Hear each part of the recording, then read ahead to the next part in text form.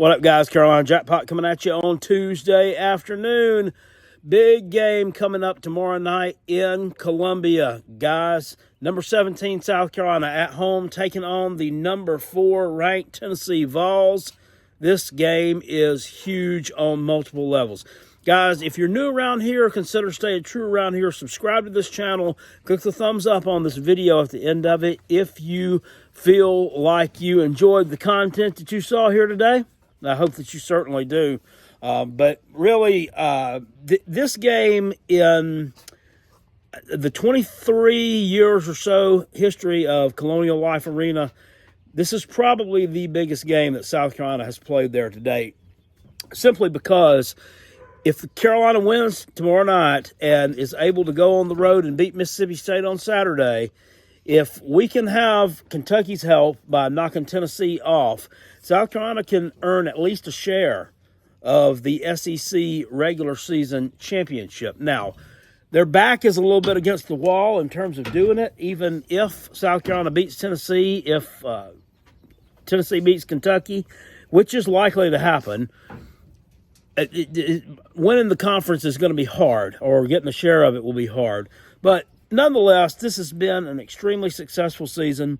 Haven't had a regular season championship in the SEC in basketball since the 96-97 season. Recently, that thing has kind of been kicked around between Florida, Kentucky. Tennessee has had a share of one. Here lately, Alabama has won a couple. Auburn won a share of one. LSU won a couple. But other than that, there's a lot of teams that really haven't been in the mix, and South Carolina is one of those teams. So this has been an outstanding season, but it's not over with yet. South Carolina's going to make the NCAA tournament field to 64. Just they need to improve their seeding, and winning this game and the game Saturday and having a good showing in Nashville at the SEC tournament will do a lot towards getting a really good seeding in that round of 64. So Tennessee coming into this game with 6 losses on the year, but you got to look at their league losses. They have not lost since February 10th. They lost at home to Texas A&M, or they lost on the road to Texas A&M, which to me is just, it's hard for me to believe looking at the way Texas A&M looked when we played them. They are not that good, and they must have really been on fire that night to beat Tennessee, because other than a loss against Mississippi State way back, and then the loss to my Gamecocks back at the end of January, they haven't lost in the league. They, this past week, took down Auburn, and they took down Alabama, 2 teams that South Carolina got blown out by on the road. Earlier in the season, back in November, Tennessee kind of had a 3-game losing streak to Kansas, UNC, and Purdue, 3 blue bloods. Well, I mean, I don't really know if Purdue's a blue blood or not. I guess Purdue's a blue blood. Those 3 were some losses there that they had, but they haven't really hurt them ranking-wise, so because they were really good teams that they're sitting here losing to. South Carolina, on the other hand, had a couple blowout losses in SEC play, and then what's really, really hurt them as far as the net rankings and the Ken Pom-Pom rankings go is a couple of bad SEC losses. And I don't say bad losses because they weren't blowout losses, but they lost to Georgia at home and LSU at home.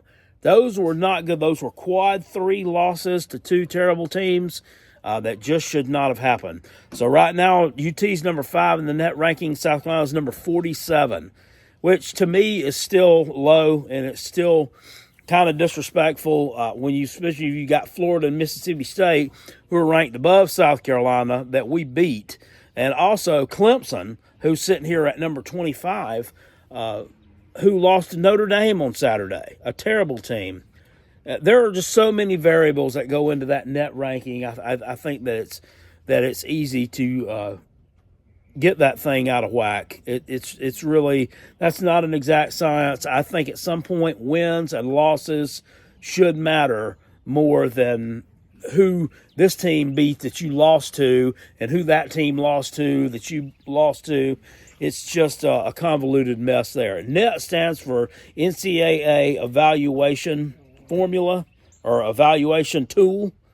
So, I mean, if Tennessee overthrew the NCAA with the whole NICO, NIT, or NIL, all this garbage, then why can't someone overthrow the net ranking? I think it doesn't need to exist. Anyway, Tennessee, 63-59 loss to the Gamecocks back on January 30th. They're probably going to come into this game probably a 7 to 10 point favorite. Just based off of what I've seen. They are a really, really good team. You got Dalton Connect out there who's averaging 21 points a game, 40% on his three-pointers, 48% from the field as a whole. South Carolina's got Mickey Johnson who averages 14 points a game and B.J. Mack who averages 13. But you'll also see some games where Colin Murray Boyles will step up. You've seen some games where Talon Cooper's going to step up.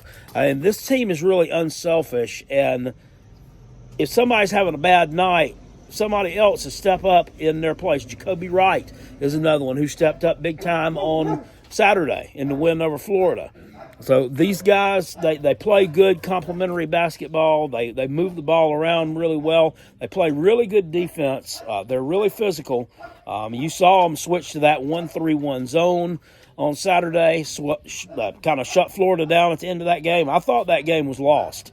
And they started it slow, and they cannot do that against this team because this team will make them pay for it. This is the best team that they've played so far this year, and they're looking for revenge. And South Carolina shut Dalton, or they actually let Dalton Connect score over 30 points on them back in January, but the rest of the team did absolutely nothing. They shut them down. That particular strategy is probably not going to work this time around because a good coach of a really good team is going to do something to combat that. I think that this is two really good basketball coaches. I don't think everybody knew that about Lamont Paris going into this season, but we certainly found out this year. This is two really good coaches, two really good teams. This is going to be a big game. And if South Carolina is able to win this thing, the roof is absolutely going to blow off the top of that place. I'm going to be there. There's not that many tickets left. If you're a Gamecock fan, you're anywhere around Columbia, if you can make it, if you're like, I don't know if I want to go or not, or if you haven't been in a while, go. I'm telling you, go. I mean, it's not that expensive. You can park right across the road at the parking garage. I go in there. I park every time for $10. You walk to the state or the arena. It's like a tenth of a mile across the road to the arena. I mean, it's a really good experience. Probably not going to get to experience this again, not at this level. I just don't. I know we got some good recruits coming in, but I just don't know that they can replicate this kind of success year over year. Now, if they can, it'll be great. But being a Gamecock fan for as long as I have, you know that success is kind of setting you up for future disappointment. So, anyway, guys, share the video or like this video, share it or whatever out to your friends. If you want to donate something to help support the Carolina Jackpot channel, you can also do that down in the description box below. This time of year, there's no college football content. Things get a little bit lean, so any help would be appreciated, and I would certainly like to see that. I appreciate you guys. Thanks for watching, and I will see you all later on. Appreciate it. Peace, and I'm out of here. Go Gamecocks.